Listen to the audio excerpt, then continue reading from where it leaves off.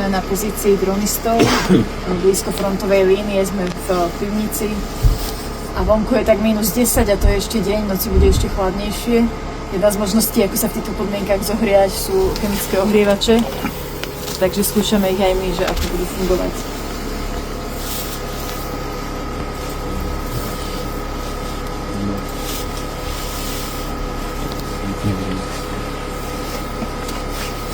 Udržať si aký taký tepelný komfort je momentálne na nule, teda na frontovej línii naozaj veľmi zložité, pretože akýkoľvek zdroj tepla je veľmi ľahko identifikovateľný dronom s termovíziou. Ako povedal náš kamarát dronista s prezývkou Volt, dym rovná sa smrť.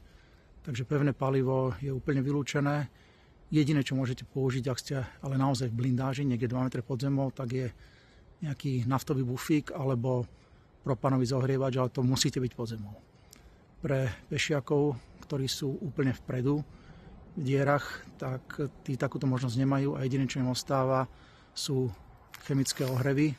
A chemické ohrevy majú v topánkach, majú vo vreckách, v podstate oblevia sa s nimi kompletne a takto dokážu nejak prežiť aj pri -20 stupňových mrazov. Vyskúšali sme to aj my, funguje to. Je to núdzové, ale funguje.